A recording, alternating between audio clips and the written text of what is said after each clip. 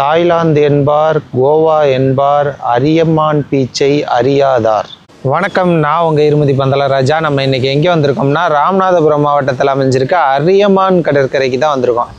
பாருங்க, நம்ம அரியமான் கடற்கரையில் தான் நிற்கிறோம். இது ஒரு ராமநாதபுரம் மாவட்டத்தில் ஒரு அழகான அமைதியான இடத்துல அமைஞ்சிருக்கு இந்த அரியமான் கடற்கரை.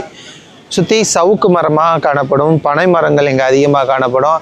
மண் வந்து இந்த சின்ன குழந்தைகள்லாம் கூட்டிகிட்டு வந்தால் விளையாடுறதுக்கு ஏற்ற மண், பீச்சு இதெல்லாம் நல்லா சூப்பராக இருக்கும். ஆனால் இந்த பீச்சில் வந்து குளிக்கிறத நீங்கள் தவிர்த்திடலாம். ஏன்னா இந்த பீச்சில் குளிக்கக்கூடாது.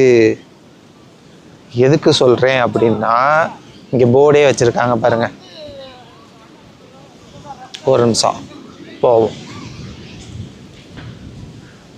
போர்டு வச்சுருக்காங்களா? என்னென்ன வச்சுருக்காங்க? அபாயம், இன்று ஜெல்லி மீன்கள் அதிகமாக காணப்படுவதால் குளிப்பதற்கு தடை அப்படின்னு போட்டிருக்கா. ஓகே, ஜெல்லி மீன்கள் இருப்பதனால் குளிக்க தடை அப்படின்னு போட்டிருக்கா. ஜெல்லி மீன்கள் இருந்தால் எதுக்கு குளிக்கக்கூடாது அப்படிலாம் கேட்க மாட்டோம். நாங்கள் குளிப்போன்ட்டு கடலுக்குள்ளே ஒரு குரூப்பு குளிச்சுக்கிட்டு இருக்காங்க. சரியா, அதெல்லாம் விடுங்க. ஜெல்லி மீன் இருந்தால் ஏன் குளிக்கக்கூடாது? அது பாட்டுக்கு இருக்கட்டும், எல்லா மீனும் இருக்கிற மாதிரி ஜெல்லி மீனும் கடலுக்குள்ளே இருந்துட்டு போட்டோம். அதுக்கு ஏன் நாங்கள் குளிக்கக்கூடாது அப்படின்னு கேட்டோம்னா, ஜெல்லி மீனுக்கு தமிழில் வந்து சொறி மீன் அப்படின்ற ஒரு பேர் இருக்குது. இந்த ஜெல்லி மீன் என்ன பண்ணும்னா, ஒரு நச்சுத்தன்மை வாய்ந்த ஒரு மீன்.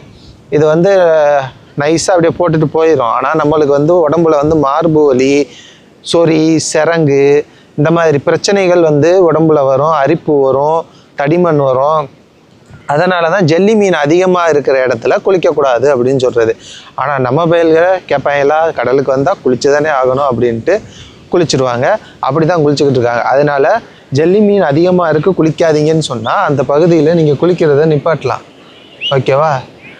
சரி, இந்த அரியமான் கடற்கரைக்கு உள்ளே நுழையிறதுக்கு டோக்கன் சிஸ்டம் இருக்குது. என்னென்னா, வண்டியில் வந்தால் 5 ரூபா, காரில் வந்தால் 10 ரூபாயா 20 ரூபாயான்னு தெரில, வேனு இதில் வந்தால் 50 ரூபா அப்படின்னு டிக்கெட்டு போட்டிருக்காங்க. அது எந்த முறையில் டிக்கெட்டு கொடுக்குறாங்கன்னு தெரியல, கான்ட்ராக்ட் எடுத்திருக்காங்களா என்னன்னு தெரியல. ஆனால் அதுக்கான இந்த டிக்கெட்டு கொடுப்பாங்கல்ல, அதெல்லாம் கொடுக்குறதில்ல. காசை மட்டும் கொடுத்தா மீதி சில்லறையை கொடுப்பாங்க. நீங்கள் உள்ளே நுழையலாம். உள்ளே நுழைஞ்சோன்னா அரியமான் கடற்கரை இருக்குது. அரியமான் கடற்கரை நல்லா இருக்குது. கொஞ்சம் சுத்தம் பண்ணி தூய்மையாக வச்சுருந்தா இன்னும் சூப்பராக இருக்கும். நிறையா பேர் வராங்க, நிறையா பேர் வந்துட்டு இருக்காங்க. அதனால் கொஞ்சம் தூய்மைப்படுத்தி சுத்தமாக வச்சுருந்தா இன்னும் நிறையா பேர் சுற்றுலா பயணிகள்லாம் வருவாங்க, நல்லா என்ஜாய் பண்ணிட்டு போவாங்க அப்படின்றது என்னோட ஒரு கருத்து.